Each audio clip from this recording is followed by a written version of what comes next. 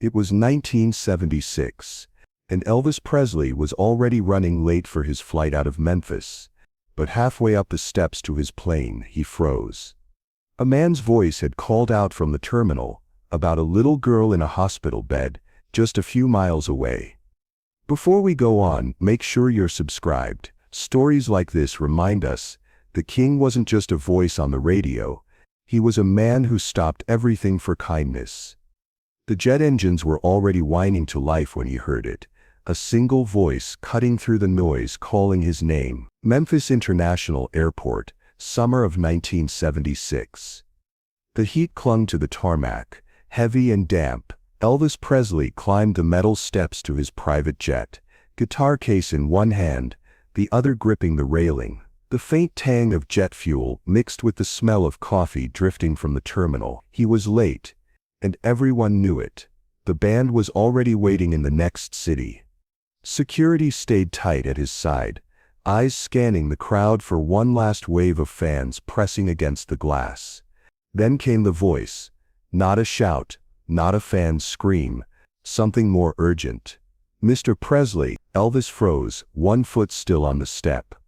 A man in a wrinkled shirt pushed past a startled airline clerk, his face flushed. A friend of a friend, though Elvis couldn't place the name. The man's hands shook as he spoke. "It's my niece," he said, breath catching. 8 years old, Jude Children's Hospital. The name hit hard. Everyone in Memphis knew it. "She listens to you every night," the man continued. She might not have much time." A gust of engine exhaust rolled over them, warm and acrid. The sound grew louder, a signal to board now or miss the slot. Witnesses recall Elvis looking down at the man, then glancing back toward the plane. Security shifted uneasily. This wasn't on the schedule. One guard muttered about getting him aboard before takeoff. Elvis didn't move. His eyes narrowed slightly, as if weighing something no one else could see. The man's voice cracked. "Please." There was no big speech, no explanation. Elvis handed his guitar case to a bodyguard, turned on his heel, walked back down the step. The captain's voice crackled faintly over a handheld radio somewhere behind them, asking if the passenger was coming. But Elvis was already moving toward the parking lot, his long stride cutting through the humid air. The engines kept turning. Security scrambled to catch up. "Where are we going, boss?" one asked. Elvis didn't answer. A black Cadillac pulled up from the curb. The driver startled to see him this far from the gate. Elvis slid into the back seat, shut the door, and stared straight ahead. From the terminal window, a gate agent watched as the man who had been ready to fly away just seconds earlier was driven out of the airport. No announcement was made over the PA. No fans were told why. For the people on the plane, it was a delay. For the man in the wrinkled shirt, it was the first sign of hope he'd had all week. The Cadillac merged into traffic and disappeared toward downtown Memphis. No one, not even his own security detail, knew exactly where Elvis was going. Rain speckled the windshield as the Cadillac pulled away from the airport, tires hissing on the wet pavement. The afternoon heat hadn't broken. The air inside the car was thick, fogging the glass at the edges. Memphis in the summer felt close, heavy. Elvis sat in the back seat, sunglasses in one hand, resting on his knee. He looked out the side window, silent. The driver glanced up at him in the rearview mirror. "Where to, sir?" Elvis's answer came after a pause. "St. Jude. But first stop somewhere with flowers. And something for a little girl." The driver nodded, swung the big Cadillac onto Airways Boulevard, wipers squeaking with each pass. Their first stop was a small roadside florist, the kind with a hand-painted sign and buckets of blooms out front. The bell over the door jingled as Elvis stepped inside, the cool damp air smelling of cut stems and fresh soil. The shop owner froze mid-sentence, eyes going wide. Elvis scanned the selection, bypassing roses and bright carnation. His hand stopped on a cluster of white lilies, their petals opening in the soft light. "These," he said simply. He carried them to the counter himself, slipping a folded bill into the register drawer. "Keep the change," he murmured, already heading back to the car. The second stop was Graceland, The iron gates swung open, revealing the long drive lined with oaks. Security trailed behind as Elvis stepped inside alone. Witnesses say he went straight upstairs. 10 minutes passed. Then he reappeared, carrying a small neatly wrapped package tucked under one arm, white paper, a blue ribbon tied with care. He didn't offer details. Back in the Cadillac, the package rested on his lap. His thumb traced the ribbon absently, as if feeling the shape of what was inside. They turned onto North Danny Thomas Boulevard. Through the windshield, the neon sign of St. Jude Children's Research Hospital glowed against the fading light, each letter buzzing faintly. The building loomed ahead, its windows lit warm against the gathering dusk. Inside the car, no one spoke. The driver eased to a stop at the entrance. The automatic doors parted with a rush of cool, sterilized air. A nurse in pale blue scrubs met them just inside, her eyes widening in recognition. She smiled, then quickly grew serious. "She's very weak," the nurse said softly. "Don't expect her to speak." Elvis nodded once. No hesitation, no visible nerves, just a slow, deliberate breath before he stepped forward. Behind him, the driver stayed by the car. The lilies and the package went with Elvis, cradled in his arms as if both were fragile. The nurse led him down a quiet hallway, where the hum of machines and distant beeps replaced the outside noise. At the end, a small door bore a simple plaque, "Room 2104." Elvis stopped, shifted the lilies to one arm, and reached for the handle. The door opened with a soft click, and the first thing Elvis noticed was the quiet. No crowd noise, no music, just the low, steady beep of a monitor and the faint hum of fluorescent lights overhead. The air was cool with the unmistakable scent of antiseptic, and faintly, something sweet. Bubblegum. A small girl lay in the hospital bed, her hair tucked back under a pale blue cap. An oxygen tube curved across her cheeks, the clear line catching the dim hallway light every time the door moved. By her side sat her mother, weary but alert, her hand resting gently on the girl's blanket-covered leg. When she looked up and saw him, her eyes widened. "Sweetheart," she whispered, voice catching, "look who's here." The girl's eyelids fluttered, then slowly, her gaze found him. Her eyes were large, brown, and just a little glassy. Elvis stepped closer, his frame filling the doorway for a moment, before he moved inside. The lilies went on the bedside table, their white petals bright against the hospital bay. He pulled a chair close to the bed, lowering himself so his eyes were level with hers. He smiled. "Hi there." She didn't speak, but her mouth curved slightly, the smallest of smiles. Her fingers twitched, shifting on the blanket. Without another word, Elvis began to hum. Just a low, steady line at first. Then words, "Love me tender, love me sweet." The song filled the room softly, as if meant for her alone. The sound was warm, unhurried. Her eyes followed his every movement. According to witnesses, her fingers moved again, this time toward the edge of the blanket. Elvis reached out, took her hand gently in his. His palm was warm, and he gave the slightest squeeze. The mother's eyes brimmed with tears. A nurse lingered at the doorway, one hand resting on the frame, watching quietly. Midway through the second verse, Elvis leaned forward a little, his voice almost at a whisper. The monitor kept its slow rhythm.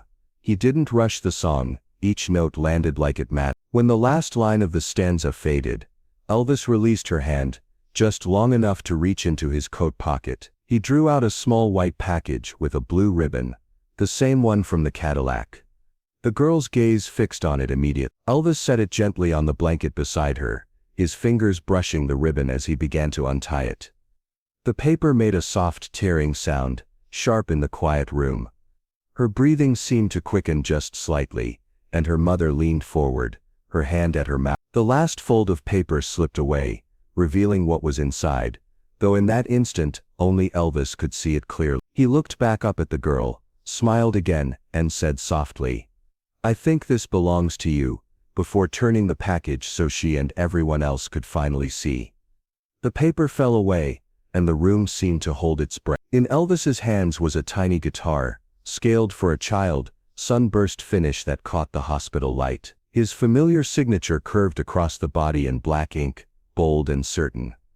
Her mother gasped softly, one hand pressing to her chest. The girl's eyes widened, then darted from the guitar to Elvis, as if to confirm it was real. Elvis set the instrument gently on her lap, careful of the tubes and wires. "You've got music in you," he told her, voice low and sure, as if stating a fact.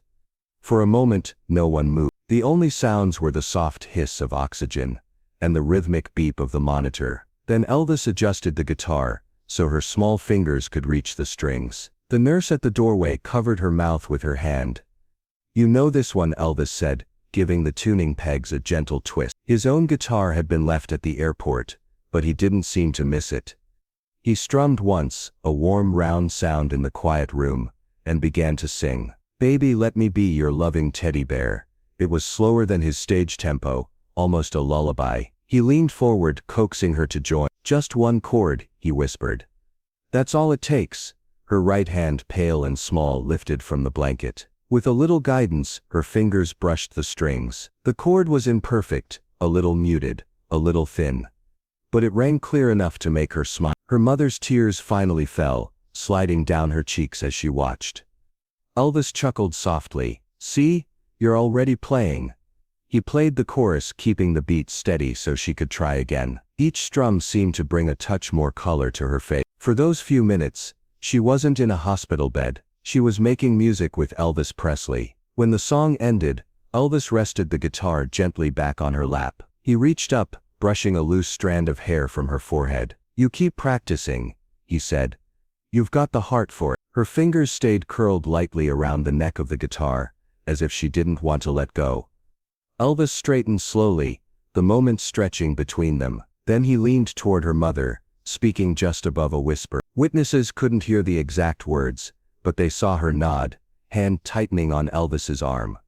He glanced back at the girl and smiled. "Next time you're well enough, you've got front row seats." The mother's hand went to her mouth again, and the girl's smile, though faint, was steady. Elvis took one last look around the room, then turned toward the hallway. In his absence, the hum of the machine seemed louder, but the small guitar still rested in the girl's arms, as if waiting for the next song. 7 days after the hospital visit, a cardboard box appeared on the family's front porch.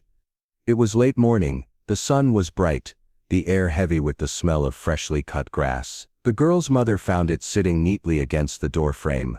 No delivery truck in sight, just a plain box, about the size of a shoebox, with a Memphis return address. She carried it inside, setting it on the kitchen table. The girl sat nearby in her wheelchair, the small guitar resting on her knees. Her oxygen line trailed behind her like a lifeline. The mother cut through the tape carefully, lifting the flaps. Inside, wrapped in tissue paper, were 2 glossy envelopes. She opened the first one slowly. 2 tickets, front row. Elvis Presley's upcoming Memphis show. The girl's hands went still on the guitar. Her eyes flicked from the tickets to her mother, searching for confirmation. The second envelope held a single sheet of cream-colored stationery. The handwriting was bold, familiar to anyone who had seen an Elvis autograph. "You'll always have a seat in the front row." The girl's eyes filled instantly. She clutched the note to her chest, then looked down at the guitar as if the two were meant to stay together. Over the next weeks, nurses said, she played the guitar every night before falling asleep. Some nights it was just a few strums. Other nights, she tried to match the chord she'd heard Elvis play in her room. Her health still kept her from traveling much, but months later, when Elvis came through Memphis again, the family made the trip. The crowd outside the Mid-South Coliseum stretched around the block, voices buzzing with anticipation. Inside, the stage lights warmed the air, and the smell of popcorn drifted through the aisles. The front row was full, except for one chair. Draped across it was a soft white scarf, the kind Elvis often tossed to fans during his shows. People in the nearby seats whispered, some recognizing the empty chair, others just sensing its importance. When Elvis took the stage, his eyes swept across the crowd. For a moment, they lingered on that chair. He gave the faintest nod before turning back to the microphone. He didn't say a word about it, but those who knew, knew. The girl's mother kept the scarf, the tickets, and the note together in a single box, and the guitar never left the foot of her daughter's bed. The story didn't make headlines. It moved through Memphis, the way kindness usually does, person to person, voice to voice. At first it was hospital staff telling friends about the day. Elvis showed up unannounced, carrying lilies and a gift. Then it was fans who'd heard from someone who'd been there. Eventually, it was woven into the tapestry of Elvis lore, alongside his chart toppers, movie roles, and sold-out arenas. Those who'd been in room 2014 never forgot the details, how he sat low so his eyes were level with hers, how he tuned the little guitar before letting her play, how he didn't rush, even with a waiting flight and a full schedule. According to people close to him, it wasn't the only time. There were other visits, hospital wings, charity stops, small favors done for strangers, without a camera in sight. He had the fame to fill stadiums, but moments like this proved he also had the patience to fill a single hospital room. The girl's family told friends that the note from Elvis stayed with them for years. After she passed, the scarf, tickets, note and guitar were kept together in a cedar chest. The wood still carried the faint scent of the lilies from that day. At least, that's how her mother remembered it. Fans who learned of the story often compared it to their own moments meeting him. Some talked about how he stopped outside concert halls to greet people by name. Others recalled him pausing mid-show to hand a scarf to a fan who'd never made it to the front row. The details were never flashy, that was the point. In the years after his passing, the Jude visit became one of those share-worthy Elvis stories, the kind fans told at meetups, or in the comment sections of tribute videos. It wasn't about a hit song or a gold record, it was about a man who, in the middle of a hectic life, could still see one person clearly. One nurse who'd been there said it best.